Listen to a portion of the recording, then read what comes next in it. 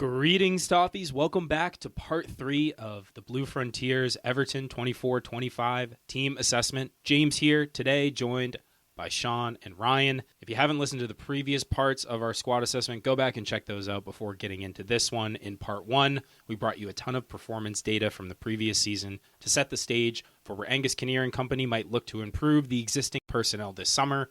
In doing so, we took a number of takeaways, which we then set out in part 2, key areas of improvement for the squad. And in that last episode, we also went over striker targets, number 9s, and came to the unanimous decision that we are pretty much good to go at left wing. So in part 3 today, we're going to start by going through right wing and cam, central attacking mid positions, and doing similarly to what we did in part 2.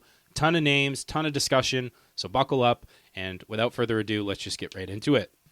And a shot implying at the last episode, we'll probably end up talking about left wings too, so we'll try not to. Okay, I'm not going to go back and rehash the full methodology here. If you want to know, it's in the first 10 minutes of the last pod. Listen to it, jump back in.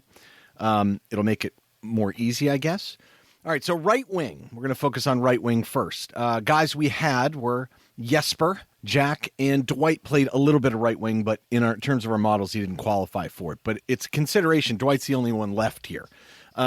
So the Y-Scout Index top 30, we had no one from the right side, any of those guys, because it was lateral forwards. We know NJ was 15th overall, and he's on the left side, so good for him. So in our ID models, the ones that I kind of run myself to help with some of my independent ID stuff, there's a combination of Y-Scout data that I kind of dump into some spreadsheets, and it spits out some results.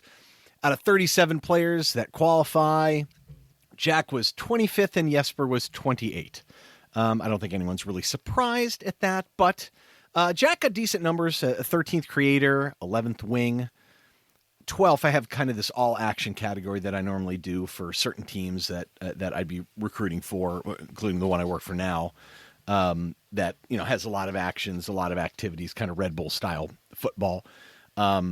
And yeah, Jesper's high on the defensive metrics. I mean, he was 13th, not a surprise. And actually, his creation numbers weren't that bad either. It's just no goals, as we know. So look, as we did before, we've got our 7 key areas of improvement, needs, factors, right? So I think the first 3 apply on this one too. So let's think about those as we go. So number 1 was need more goal scorers besides Njai and Beto, and right wing was called out specifically, right? Guys that can get forward into the box. And number 2, need more players to beat defenders 1v1. We talked about how critical that is for creation, but also to back people off so we can hold the ball a little bit more and put more numbers forward. And number 3, need more open play creation from the forwards. Charlie helps, we know. Njai, we haven't seen it much for him, but if we can get him higher, maybe. But we really need someone off the right side that can score, create, beat defenders 1v1. That's 1, 2, 3, right? So that's what's going to go into the models when we get to them. But first, before we do that, let's think about that criteria and dive into free agents first.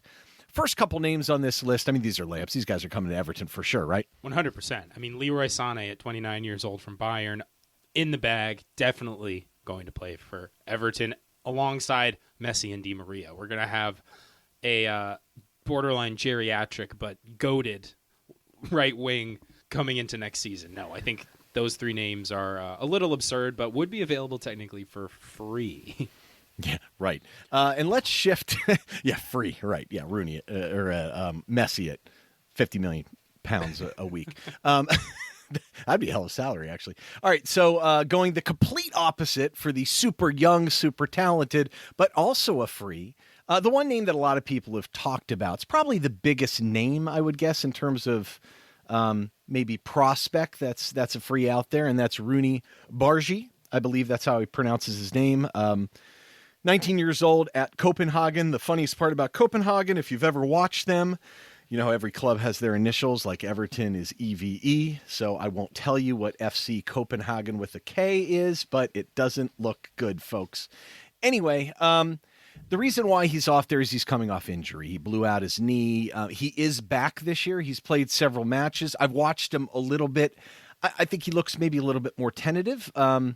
He's not a dominant force yet. He's not necessarily a big physical guy, but I mean, he is as skilled as they get. I mean, his vision, his touch, he is a super talent, no question about it. And he's on a free. Now, I don't think, to be honest, we've got a shot at him, but he's a guy that plays off the right side with the left foot, and we really don't have that sort of left footer guy that can play on the inside and create. Sorry, Dwight McNeil. I don't think there's any shot about this guy, though, is it? It's sad, right? I mean, we want to be in a position where these guys are attractive to us. I just don't think. I just hope if he considers us, he doesn't talk to Moise Keane. But yeah, I don't really think we have a shot, but if you're looking at kind of the market, right, there's no, like, if they went after Liam Delap as strong as they did, like, what, and they see this guy on a free, I would think they'd at least knock on the door. They might be told, hey, we have bigger, things that we're looking at, which would be totally fine. But yeah, the likeliness of this is pretty small. Yeah, I mean, if you're going to just go spend a ton of money and try to persuade him with just bags of cash, there's an outside chance that it could happen. But I just don't really see it personally. And at that age, coming off an injury, it's, do you want to count on spending a ton of money and him be your starter? I think has an element of risk there too, but he's going to go somewhere and I think probably just light it up. I wouldn't be surprised if he goes to a Premier League team, even if he's not going to maybe play there right away, whatnot, like a City or Chelsea. I mean, Chelsea seems like the most obvious one. They buy everyone that's a young prospect anyway. The last one, too, Pablo Sarabia. So I only bring him up because there's no way we're going to sign him, I wouldn't think. But he was shockingly effective this year. He's a good player. As I've been told, I'm a super Wolves fan, which really, hurts me. I see him going back to Spain or France. But just simply, I think he's a very good technical player. Still very good on that end. He's a very Wolves-esque player in that regard. But in terms of Everton per se, I think he's also going to probably want some decent wages, and I think he'll get it from, Paris FC could be a good candidate for him, just, as a situation, because I feel like he's kind of going to look for a little bit of a bag, and I don't blame him. He kind of, he's shown that he can still play. But in terms of Everton, I don't think he would also fit in terms of a profile of a player that we really would like. No, 33, and I think, the legs are not quite what they were, even though he's always been a traditionally fairly direct player, and his left foot's pretty good. So, yeah, I mean, if it happened, I actually would think that would be interesting for a year, but yeah, my guess is he won't. I thought it was just worth mentioning because a lot of people don't realize quite how good he's been. Okay. Relegation players. There's quite a few actually in England too that I think are interesting. The first one is Jadon Philogene, and the reason why I bring them up, he's 23 years old. He moved to Ipswich. We went after him pretty hard, did not get it done. He's more of a left wing, but I think he could play on the right fine. I think he really fit the Dyche profile better, though, in terms of like the physical attributes that you really want. But I'm not so sure Moyes is against big, strong players like this. I mean, he's 6'1", he's athletic for sure. He can dribble. I mean, he checks quite a few of the boxes, but he hasn't really been successful. Now, the MCL issue may have had something to do with it, and, maybe he'd look elsewhere to kind of reboot his career. But if he was available on the cheap, I mean, and you wanted a depth piece, maybe. I think he's interesting, but I would say the other two guys are probably more interesting. I know Shan in particular likes number 2 on the relegation list. Yeah. For number 2, one of the guys I absolutely love, Abdul Fatawu, 21 at Leicester. He came from Sporting as a loan, and then it became a permanent sale this year. We'll say, in terms of Leicester, he was a big reason why they kind of fell off the map, just simply because he had that massive injury that cost him his season. Of course, Steve Cooper gets a lot of credit, but Abdul Fatawu, I think, deserves just as much credit for them kind of staying where they were for a period of time. It's interesting. He has a pretty rough injury. Leicester, I think, are just such a basket case of a club right now. Potential points deduction looming with the EFL. It makes you kind of wonder, and we'll get to another individual in the Cam situation that I think very highly of as well.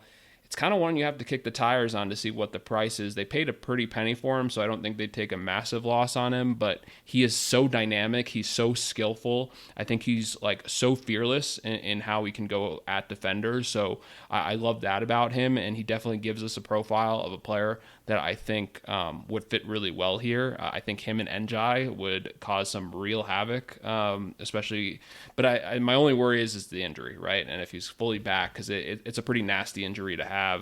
But he's one where, you look at kind of the fees. If you can get him in the $10-15 million range, which I don't think Leicester would do, you absolutely should kind of, take that. Yeah, just really dynamic. He's such a dribbler. You know what I mean? You look at his take-on numbers; they're absolutely insane. I mean, the exact profile that we went through: goal scorer, which he did more in the championship, open play creation, though, and the ability to beat defenders. He's got those, right? And it's obvious, right? I mean, James, when you see this guy in film, that's what you see, right? Yeah, Fatawu would be a great get for us and give a lot of balance, I think, to our attack between Njai off the left and Fatawu off the right, as Shan said. Philogene is one I was kind of hopeful we might get him, last summer. But you're talking about a coming off a major injury, of course, but also more of a left wing, which we decided that we're kind of okay on. So if you're going to go big position, you've got to buy a guy who can actually consistently play that position as his best position. I think that's kind of obvious. And I wouldn't count on Fatawu to be your guy that you're counting on, especially coming off injury. But he can play down the middle a little bit, too. I mean, he's not totally crazy to say that, even if he's kind of a dribble first guy, but I do like him a lot. He's just a little powerhouse, you know what I mean? All right, Tyler Dibbling is a guy that's been mentioned. 19, Southampton, relegation. I mean, we've seen him put in the work on defense, so I know it's a little bit of a different situation. I think him and Omari Hutchinson are two guys who's 21, Ipswich Town, right-sided player, kind of an undersized guy. I don't think he was great in the Premier League, but was really good the year before in the Championship. Thoughts on these guys?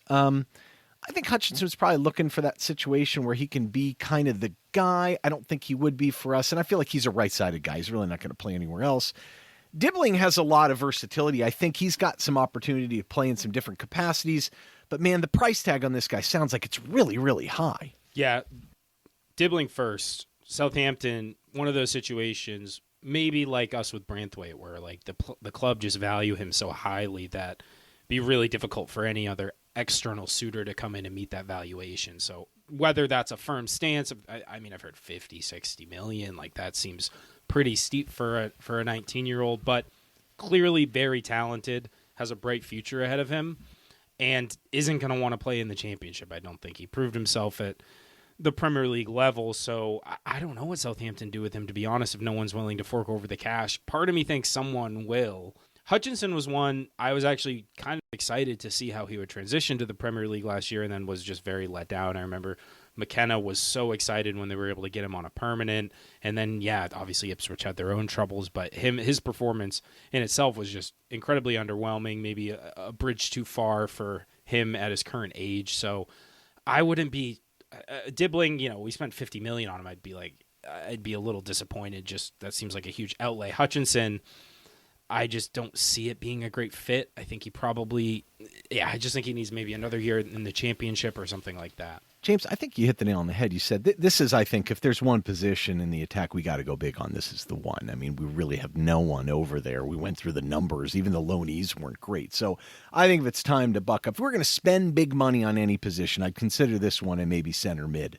I'd even go big on fullbacks too, but I think this is the one where you want to put someone out there that's going to be a stud. You probably need two from this list too. So, I mean, that's worth consideration. So if you got a guy that can play the side and maybe play something else, okay. So, all right, we talked about this. All right, so it's a serious need. Like, we can go big here. I think we want to go big. So we're looking at a couple different profiles. We're looking at high dribblers. I think you probably want to focus guys that have proven it a little bit on the top 5 leagues, at least for your number one choice. You want a guy that could score and create. I mean, so does everybody else. Big deal. But I think in this case, you've got to broaden your base because you want to go for the best guy you think you could possibly get. I think this is where we go big. So, okay. The basic model is going to spit out all the studs, right? Your Sakas, your Doku, Kulu from Spurs is out here. Olise, Kubo's interesting. Kudus. I know we love Kudus, but I mean, come on, man. They're going to ask for 75, 80 million. I think that's too much. Don't get me wrong. I wouldn't say it's completely nuts, but Frimpong came out in the model as well too. I mean, he's basically a winger, fine. Diallo at United. That's we're talking based on what happened later, but we'll get to that in a second. Gueler is not coming from Madrid on loan, I don't think. He's going to stay. What about the kid at Monaco? I mean, it sounds like 60 million. Blue has declared him out of our market. Do we agree with that? Yes. Yes. I usually agree with Bluist on the vast majority of things. He's got a pretty good read on French football. I think there's one, though, that I disagree with him slightly on, too. I love this guy. I don't know if we could get him. He might be expensive. But Karim Adeyemi, 23-year-old from Dortmund, I mean, I thought he had a deal done with Napoli in January after they sold Kvacicella. That deal was approximately 40 million euros. I think he did not agree to join. Now, I don't know why. He came over from Salzburg for 30 million in July 2022. Originally, I think he was in the Munich Academy, so he's a German kid. He's left-footed. He could play right wing. I think he plays every attacking position in a way. But to me, first of all, it gives us one thing that we don't have, and that is pace. And when I say pacey, I mean, this guy's about the fastest guy in world football. I mean, he's definitely up there. And with the ball, I don't know who's faster. I mean, he just is lightning when he gets it. And even without the ball, when he makes runs, he's decisive. I think he's very clever, too. Like, his runs and his timing, I think he's way more intelligent as a player than people think, because I think they just say, oh, well, he's just such an athlete. That's all he is. But I just think the style of play fits us. Like, meaning as he gets the ball, man, he is decisive when he gets in the final third. He runs right at guys, no hesitation. He takes off, and he has pretty good ball control and can create with his left foot. 13 goal contributions in the league in 1,400 minutes. He can carry the ball into the box in the penalty area, guys. I mean, that's exactly what we want. We want that progression. We got to get him forward and get into the box. You got to back off him. I think he answers all the bells. He's technically very good. Could Everton convince him? He switched agents. He went with the Roof Group. They have a bunch of Premier League players now. Havertz, Kudus. And I think the additional, too, is he's got a fantastic head of hair. So, Liz, this guy's for you. DL, we're factoring it in now. Okay, 2 questions. Number 1, can you get it done? And I think the second question is, are the injury concerns real? Do we think that's a problem? Or what caution would you have of giving this guy 40 million euros, 45 million euros maybe, and locking down right wing with this guy? Yeah, so I think I'm kind of in 2 trains of thought. When you talk about statement signing for the summer going into Bramley Moore, I think this is it, right? And in that you are really showing an intent to really, kind of be a heavy hitter. And of course, everyone knows this guy that's played Football Manager because he's like the wonder kid, Kareem. But he's immediately noticeable and entertaining. He's a guy that brings you to your feet. Super fast. I think the only guy I can think top of my head is like Musiala. Maybe is like a little bit faster, but like it's just PSG guys maybe. Yeah. Some of the So, but I think he's really skillful. I think he fits a big need of us. We've talked about spending big on right wing. The age is, as you mentioned, Ryan, kind of fits. It fits like everything, right? And I think I can appreciate with him specifically because, you put him in the Discord or you put him on social media. I think it's very, you're either in or you're out, right? But like, you're not just like close to in, close to out. You're kind of on both ends. So it's hard because I think there's a few other options that might be a little bit cheaper that I think are more attainable and I think would kind of fit a good need. But if they signed him, I think that shows that the Friedkins mean business. I think it shows that the committee is looking at the right things. So it's kind of one of those situations where if I had to make a decision, I'd probably go a little bit on some of these other guys on the list. But if they looked at him and they signed him, I'd be all for it. I got to say, I'm pretty much exactly aligned with you, Sean. If we were to pull this off, it would really signal to me that either we just threw bags of money at him, which is probably the main way that you get a deal like this done because no Champions League, no things that a player of his caliber is going to want, but that you're able to put together a really compelling pitch to sell this guy on Everton. If you can sell this caliber of player on Everton, then I think we're in really good hands from a recruitment standpoint. I'm very skeptical that there's even a pitch out there that you could make that would persuade him to come. But look out if we start getting guys like this. I think this is a market of player that maybe in a year or two when Everton have proven that kind of reverse course and are on the right trajectory, you could probably persuade a player like that.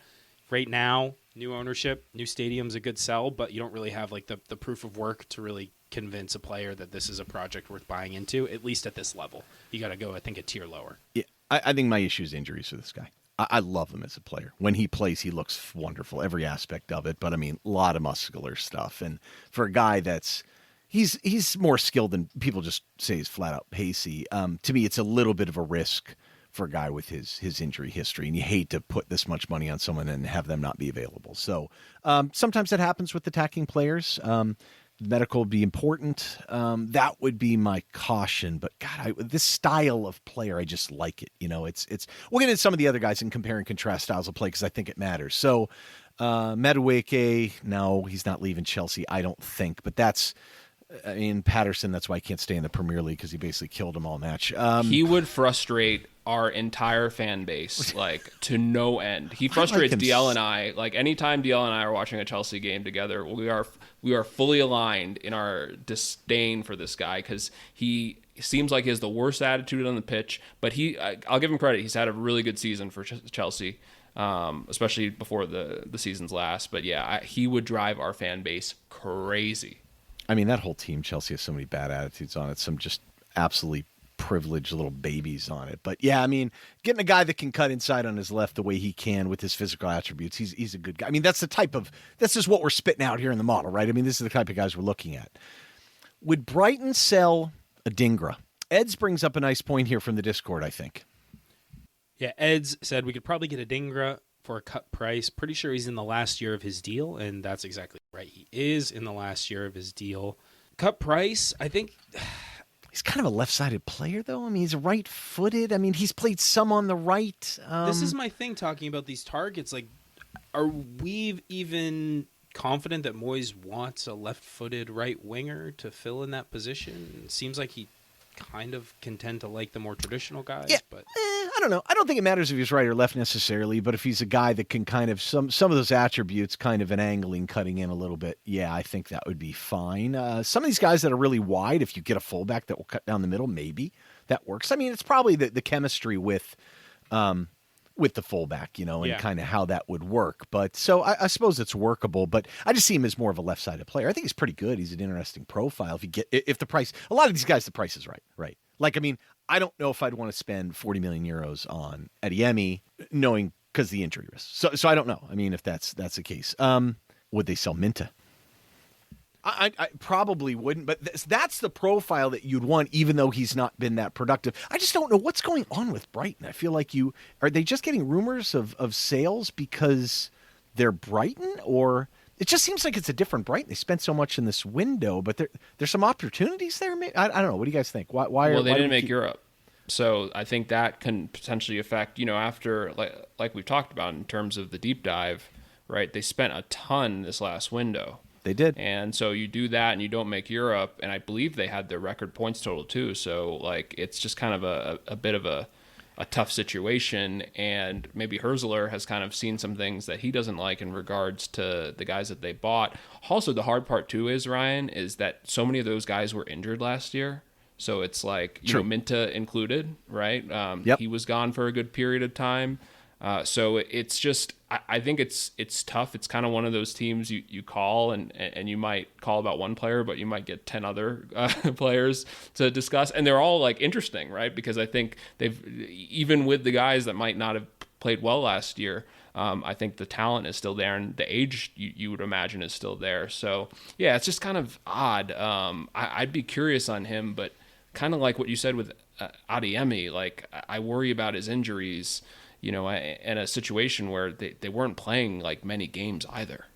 What did they pay for Minta? 35? I think it was 30 something, million. 30, 35. Right? Would they let him go for not a profit? A book profit, I guess. You could sell him for roughly the same fee, but I like Minta. I like him quite a bit. I wouldn't if I were him. He's still young. I think that'd be kind of foolish. But yeah. Especially if you could sell a guy like Adingra for 30, someone may take a shot at him up for that. He's a good player. He's proven it in the Premier League. I don't know. They do have chips, right? You know what I mean? You could 100%. Say, yeah.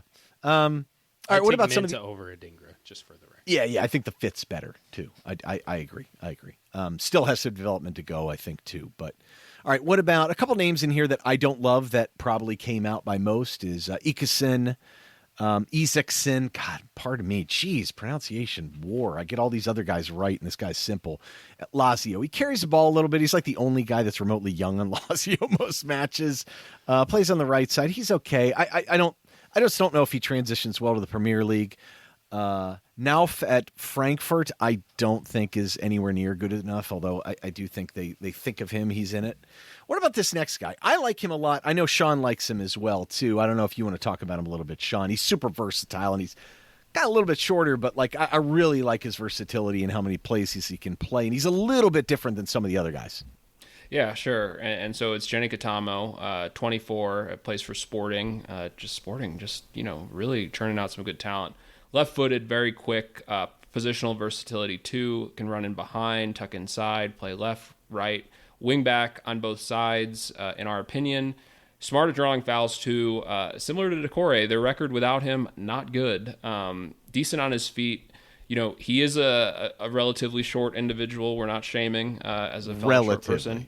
Relatively. So what that means, though, is that he's got a lower center of gravity, and he's Mozambique. I apologize for anybody if I mispronounce that. But it's interesting. Market value is at $15 million, so he kind of fits that role.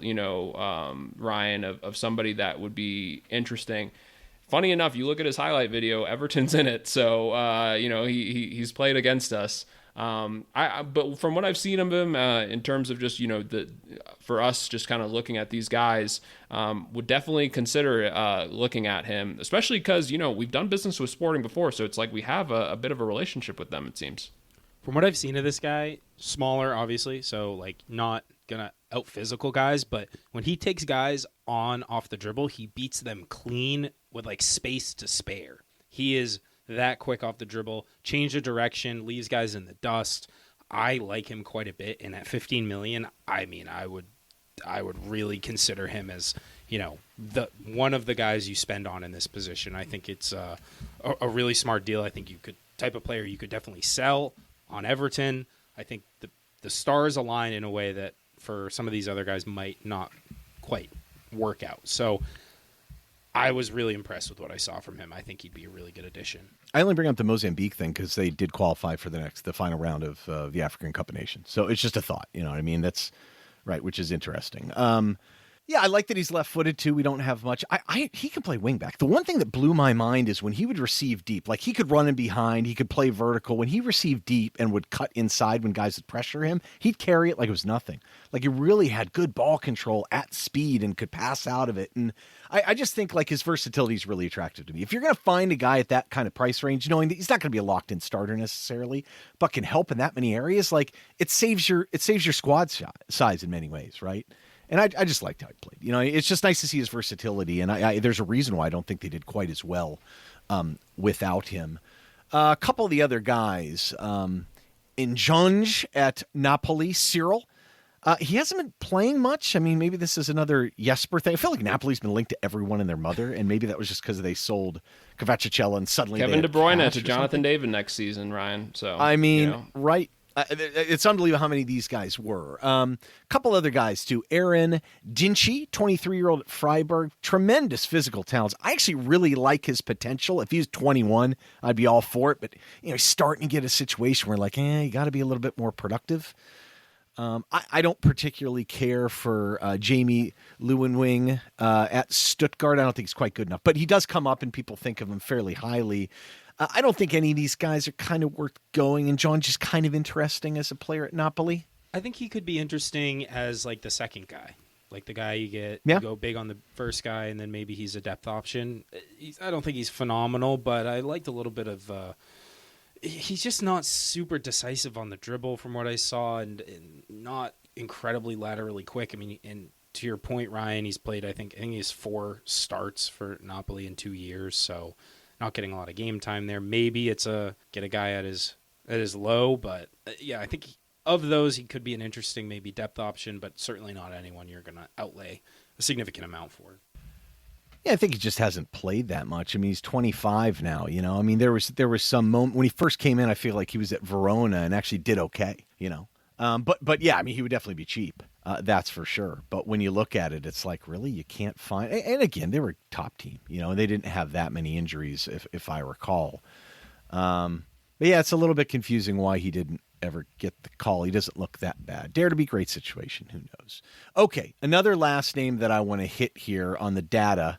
Amon Diallo, 22, Manchester United. we know this guy, left-footed right winger, absolutely fantastic this year. Market value is 45 million euros. Okay, I only bring this up because United looks like they're trying to sell to buy big time this window. Now, maybe Bruno Fernandes goes to Saudi and gets $1 billion. But they bought two guys, including a guy that could play down the middle and a guy that can play on the right side, where Diallo was penciled in Brian Mbeumo. So if Mbeumo is playing out there on the right side, do they want two guys like this? I mean, would they consider moving this 22-year-old? I mean, he is really good. And what would you pay for him? Like, it's interesting, right? I mean, he's not. When I first remember watching him play, he's a little bit smaller, but I feel like he can play inside too. He's clever. I don't know. I actually think, they've done a good job because I believe he was on loan, and then this is really kind of his first real season, right, at United, and he's kind of been one of the only guys that they can rely on, which is kind of crazy to say, right, as a 22-year-old with, the Casemiros and Brunos of the world, right, where he's, I think, been a very consistent performer. And what's kind of crazy to me, right, of course, is, we talk about the Brian Mbeumo links, the Cunha links, is that, like, that's kind of not where I thought they would look at in recruitment for fixing that team.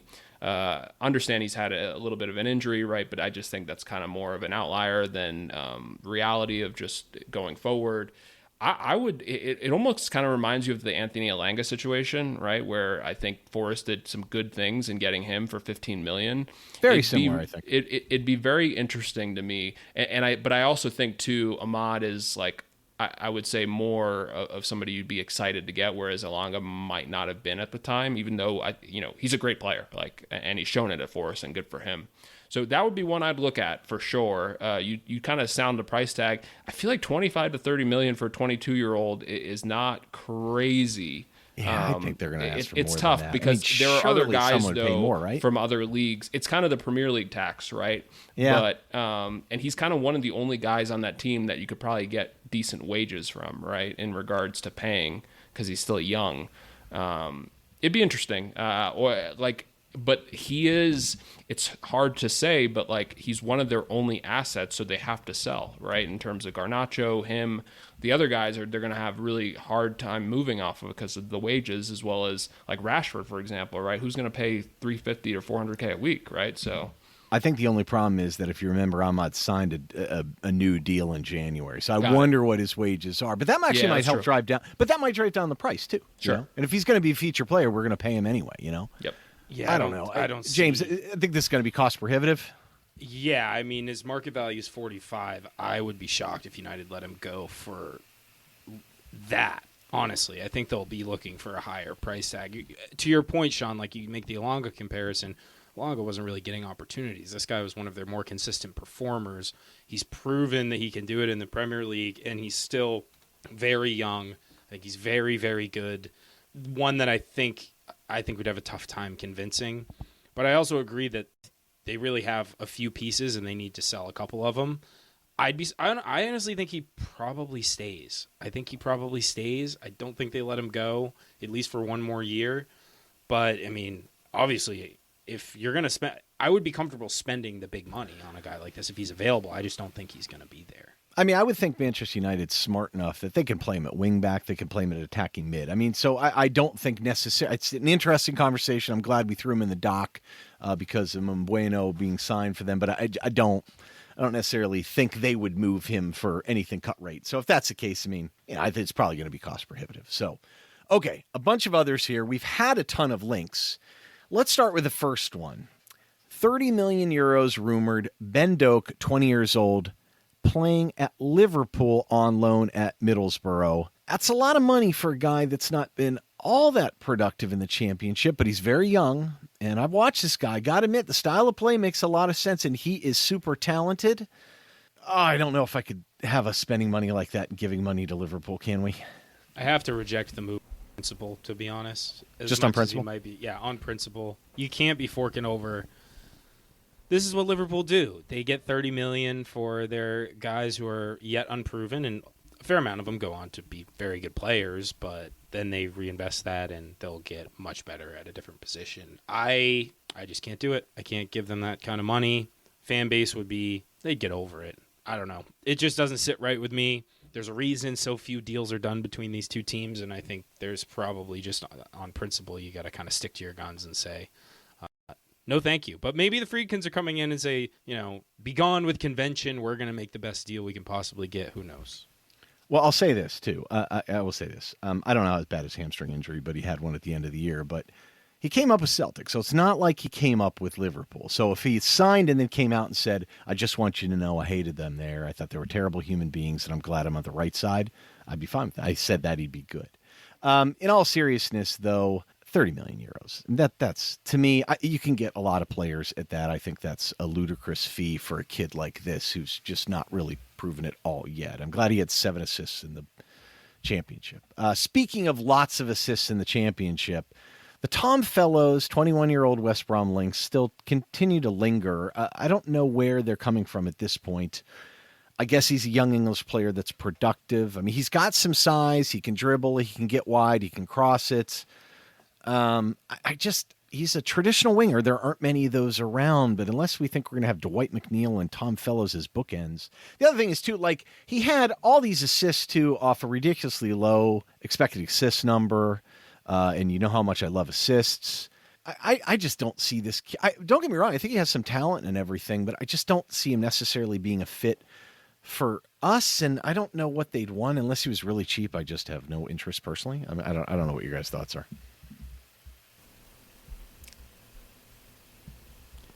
This feels like a Deitch era carryover link. Like we were linked in early January with this guy when Deitch was still here, and we're still being linked with him today. So I'm not reading too much into it.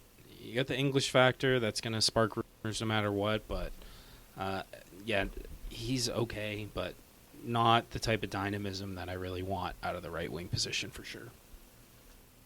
He has the most Harry Potter character name, I think, I've ever seen, outside of Wout Weghorst, which will kind of live number one. But yeah, but in all seriousness, I think James did it perfectly, said it perfectly. It's just, it feels very much like a carryover.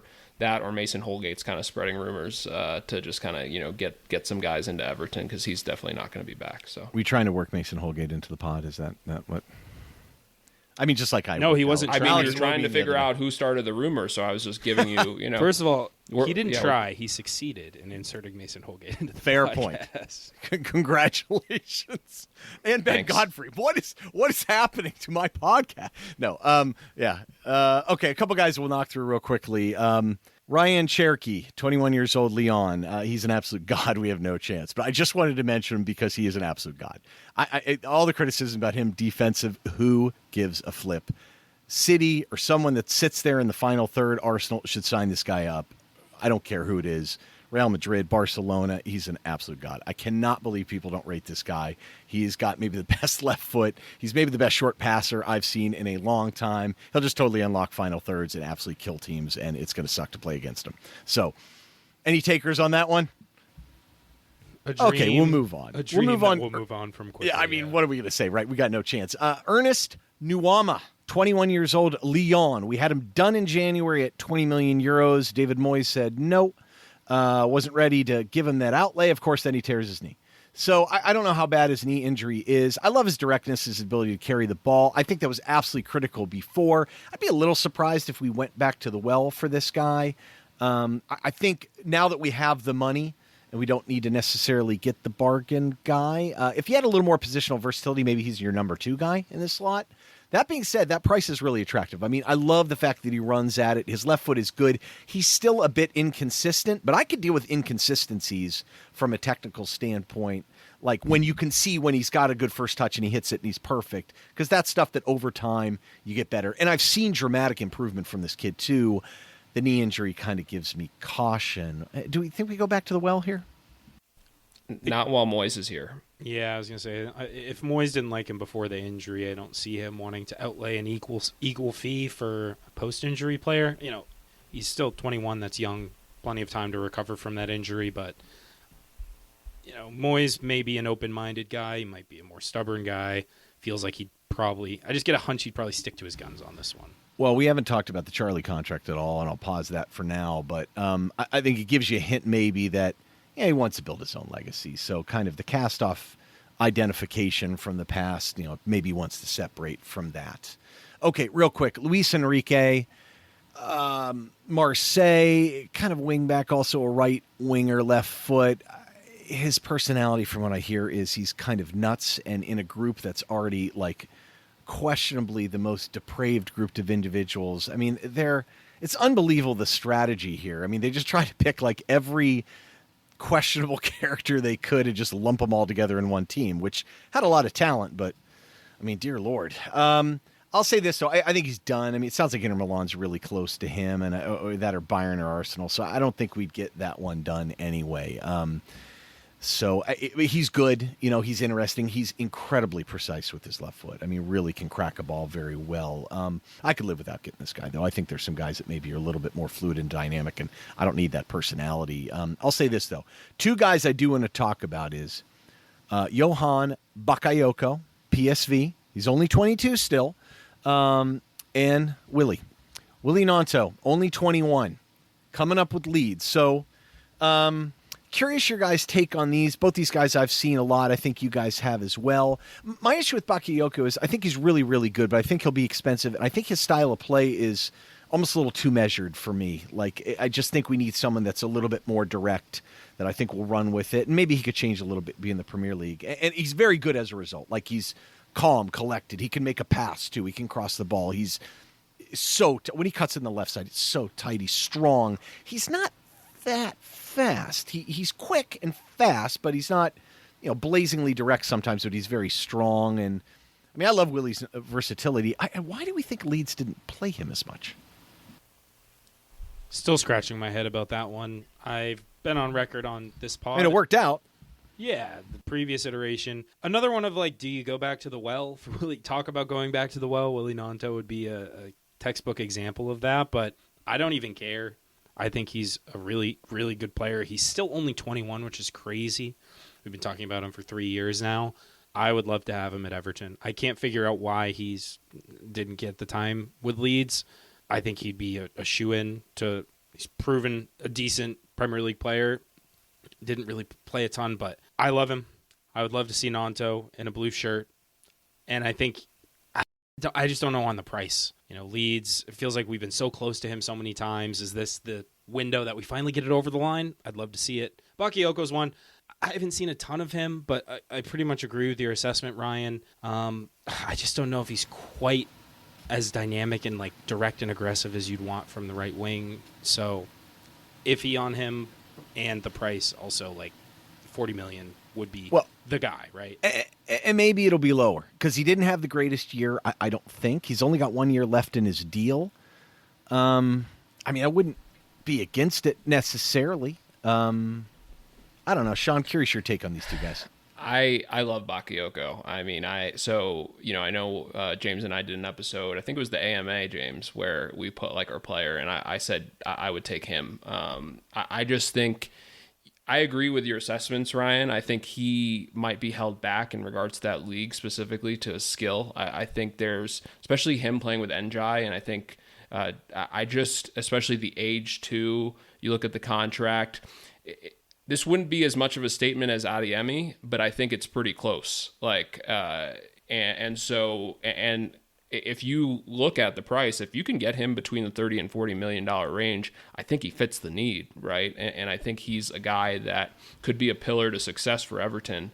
I love the age, and just kind of his ability, and just from what I've seen in that league. Gnonto, I kind of agree with James. It feels like, and now that they're a promoted team, I think he just wanted to play in the Premier League more than anything, more than play for Everton. I think part of the reason he didn't play was, of course, just how much of a hissy fit he threw, and Daniel Farke kind of put his foot down, which credit to him. You have to kind of in those situations.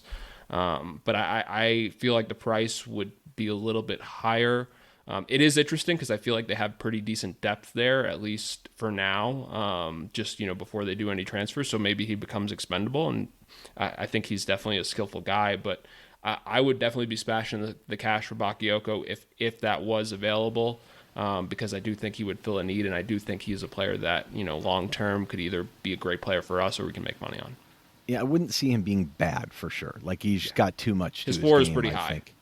Yeah, I think so too. And I mean, if you watch Ajax play, or pardon me, PSV, wow, PSV play. I was watching Ajax earlier today. They're all over the place too. They really play fast with the ball, so it's not crazy that he's adjusting to circumstances. I mean, Saibari was on his side a lot as a center mid, and he is an absolute maniac. I mean, he is vertical, going round and round, smashing into people. Veerman's pinging it all over the place. And honestly, sometimes you've got someone like Noah Long who's on the other side who's really, really good, who he can feed as well. He could cross the ball too, and if you've got De Jong playing in there, I get it. So those are different kind of factors, I guess. Or Ricardo Pepi, sorry. Yeah, I wouldn't be hurt by that. I still am a little skeptical in terms of the stylistic fit. One guy I'm not skeptical of, and that's my guy here, is Bakwa. I'll be the first one to tell you that this kid, 22 years old at Strasbourg, he's my guy, I think. He's a bit inconsistent at times, but he's got length. I think he can get stronger in holding off players, but there's some of it already. He's got pace. He is so smooth. The ball control is absolutely there, even though he's got length. His left foot is fantastic. I think he's just getting better and better. He's starting to put forth some dominant performances. I think he can run into space, too. He can drop deeper. I think he can play a little bit of a different role. I think he's the right mix to me in terms of direct versus kind of composed, that balance. And if you can get him for 25 mil, I would take it in an absolute heartbeat, and I would pencil him and give him a shot. I really like this player. I just think in terms of the combination of style of play, he's the right guy. And I mean, I also think that his ceiling, even though he's maybe not talked about it this way, is incredibly high. Like, I really think he can translate his game the way it's starting to get in Ligue 1 in a year or two in the Premier League and dominate. I think he could be that good. Like, I'm talking top 5, top 10 right wings in the world. I really think that too, and I don't know why other people don't think that way, but I really believe that. I just think the versatility, the adaptability to his surroundings, I think he's a smart player. I just love this kid. He's my favorite guy for that price range, and I don't really think anyone's close. I haven't watched him as much as you, Ryan, but in what I've seen of him, I find it hard to disagree with much of that assessment. I mean, he seems like he has all the pieces, the inconsistency you'd expect from a player of his age. Yeah. He's got, his left foot's fantastic, but his right foot also looks quite good. He's pretty balanced there. If you're going to spend there, again, that's not an unreasonable outlay. And the upside of a deal like that, 20 to 25, is tremendous in a few years. And you get some really high-level performance. So I would feel extremely good about that signing, and shows that the talent ID, is working quite well. All right, so next two guys, we're moving into the wild card segment. Guys are maybe a little bit older, and one is Idan Zagrova, 26-year-olds at Lille.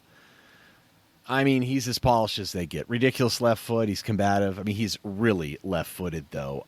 He's not that athletic, although he has some length. With the shaved kind of head, he looks a little scary. He does impact the game tremendously, but he does a lot of it to me from deep. Like, when he tries to run and beat guys to the right, it's a little bit awkward. I mean, I'm not saying he's quite Dwight McNeil. He's a little more, he's certainly more. I mean, the output's insane. You know what I mean? You can't argue with that. Dortmund were after him. Someone's going to grab him up, I would think. I mean, if it's 20, 25 million, maybe. I think there's some guys that are better fits.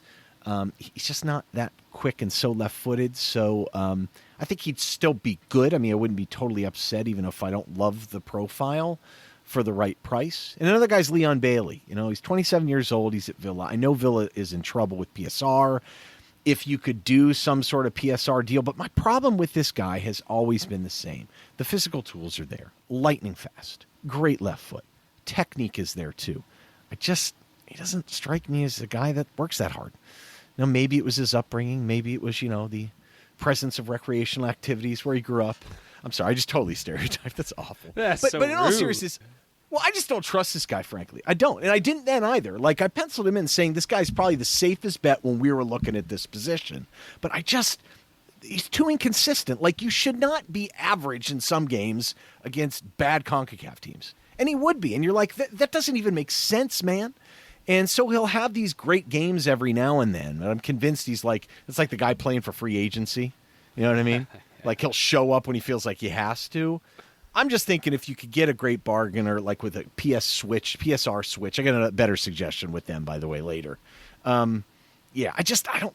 Zagrova's really good, I have to admit, but I just don't like the fit or the age. And Bailey, I don't want to take a shot at this guy. I was heartbroken a few years ago when he kind of spurned us, and that's not to say that would kind of influence the decision making.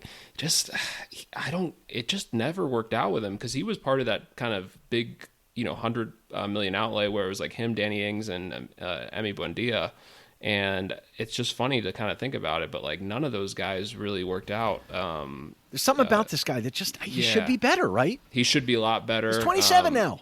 Another guy that plays for the Jamaica national team that I don't know when he plays for them. But yeah, it's just, he's kind of the past Everton. He's not the future Everton.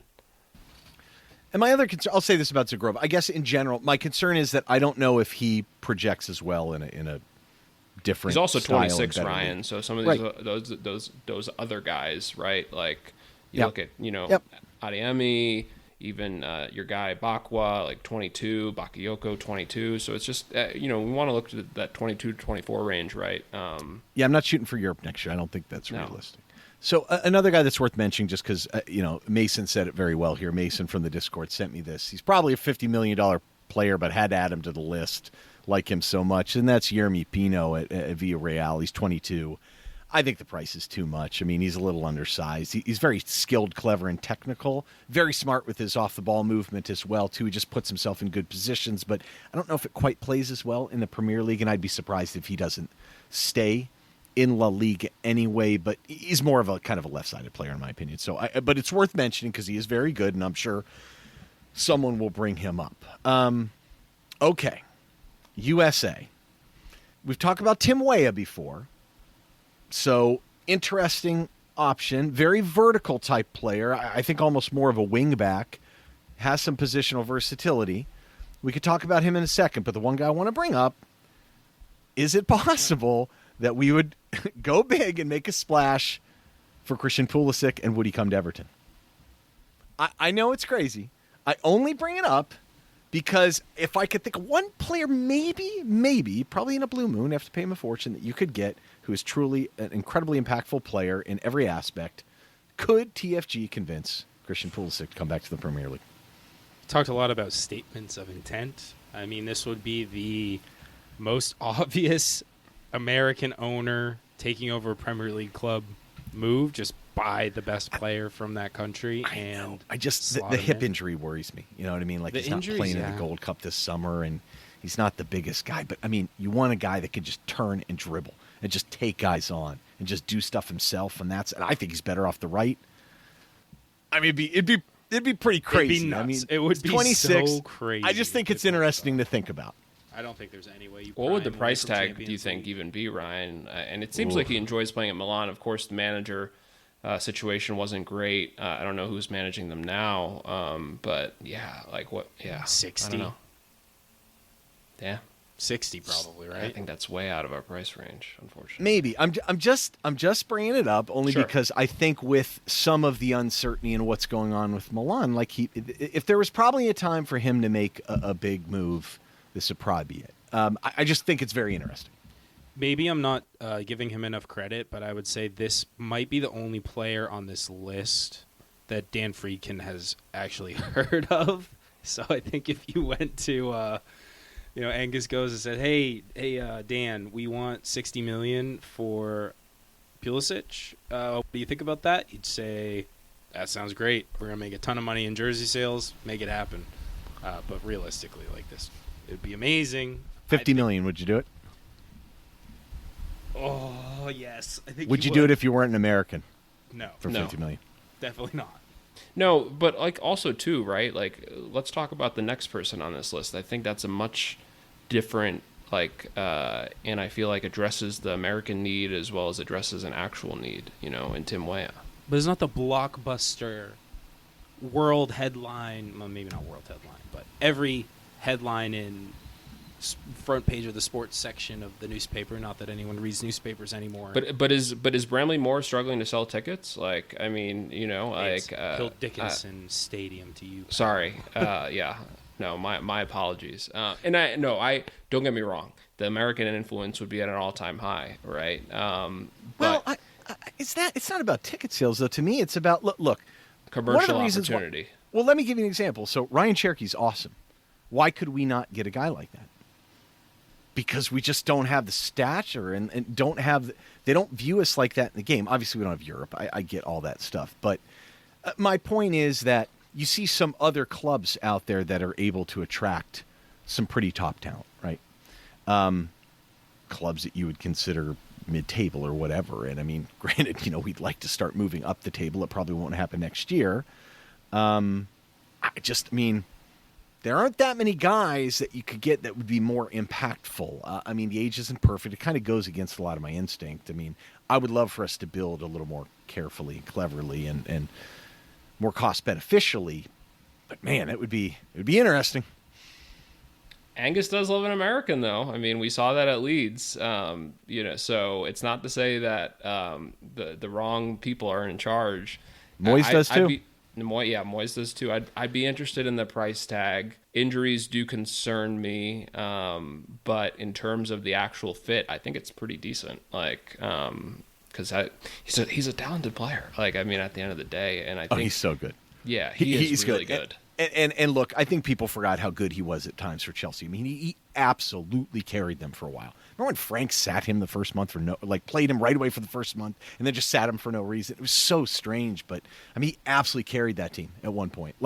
True, and probably no American has ever done. It was really amazing. So, Tim Way is an interesting shout too. I don't know if he's quite the right fit in terms of the style of play. Certainly fit Dyche. I think that made a lot of sense in terms of the play, and I do like him. I think he's probably underrated as a player. He's still 25. He's a good athlete. He's pretty skilled. Be interesting, it's a thought. More achievable for sure than Pulisic, and still a very good American player that would help Everton improve as a squad. So honestly, between those two, I'd be more than happy with either of them. I don't think we'll end up with either of them, but I'll reserve a little bit of hope that as we go through the rest of the positions, there's maybe some Americans who might be more realistic for Everton to acquire. Well, gentlemen, I got to ask the question. I know this is a big position, so I think we can probably save the central attacking midfield episode for later. But it's going to be a long series. I know. Oh, the center mid one's going to be ridiculous because we need 2 or 3 of them. So that one's going to be a one-episoder for sure. All right, looking back at all the names we went through, there's some interesting names here. Taking the challenge, my friends. Of all of them, I think we need to go a good first-team player and then maybe a number 2. Pick 2, gentlemen. Go for it. All right, I'll take the first run at it. I would say number 1.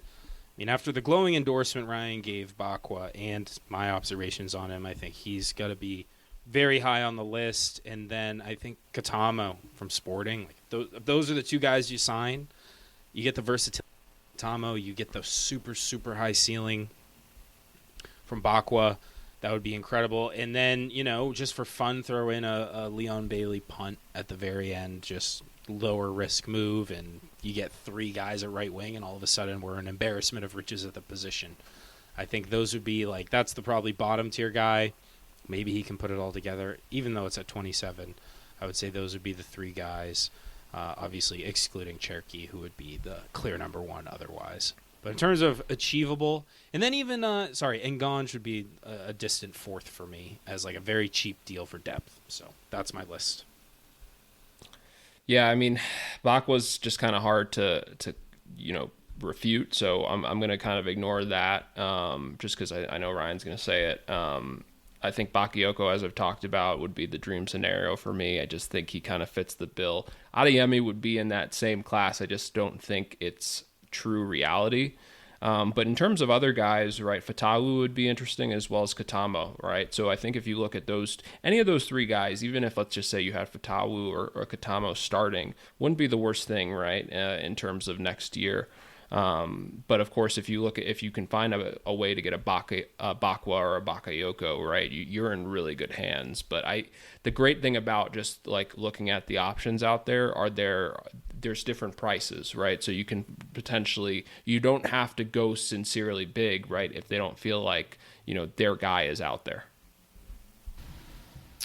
Yeah, I love Bakwa so much. I mean, he'd be my number one guy, but I gotta admit, like, I find some flaws with him as a player, but Fatawu's so interesting to me. He's just so active and just like he kind of, the attitude he has is very much like Adeyemi a little bit. I mean, he's a different style player, but like just the decisiveness I really like. Bakwa to me is like, could be a Rolls Royce player, like really a classy guy that can mix it up. But Fatawu's the guy you bring in to just like pin it back and go at him, like a Sulemana a little bit, but like physical, like.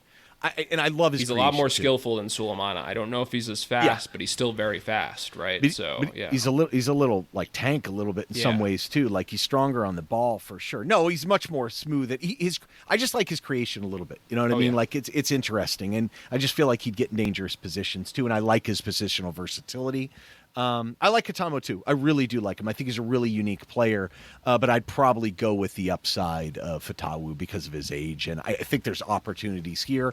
There's injury risk, but still, I wish Adeyemi I could rely. If I knew he was going to be healthy, I'd pay the money for him. I love him. I think he's a really, really good player, and man, I mean, he would have people off your seats like no one else. It would be really, really exciting. Anyway, I think that wraps it up. I think we hit most of the big names talked about in the past. I think we got most of the guys from the Discord. Apologies if we miss people. Obviously, they're going to be transfer rumors, and we'll hit them as we go. I think that's probably it for now. Boy, that was another long episode, huh? Yeah, well, we thought this might be a 3-part series before we started recording today. I said it was going to be like a 5 at least. Ryan said that, and Ryan is, you might have still undersold it because we might be looking at 11 episodes by the time this is all said and done. Just again, to let everyone know, there are 37 pages to this document. So, like, the analysis is truly alive. Yes. Yeah, and, we got Ryan a little crazy on this one. He went a little crazy, but we love him for it, and hopefully you do too. And hopefully you enjoyed these first couple positions.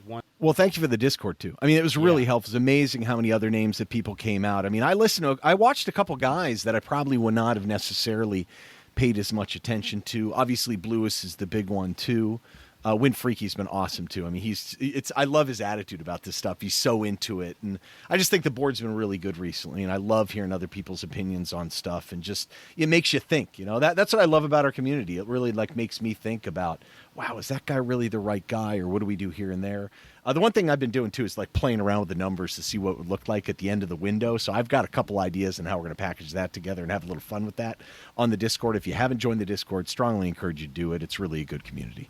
100% agreed. Join our Discord if you have not already. What are you even waiting for? How many times do we have to mention it every pod for you to finally download the app and make an account? Just do it. It's easy, it's great, and you will not regret it. We're going to leave it there for now. We didn't get into the cams. Hopefully, if you're listening now, I've gone back and I've been able to edit out that part from the first part of the episode. Regardless, thank you, everyone, for tuning in. Again, if you enjoy this, subscribe, leave us a rating and review on your podcast platform of choice. Share the episode on socials, please. We're trying to get the word out, still trying to expand our reach. Find Everton fans who have not found the pod yet, so please do that.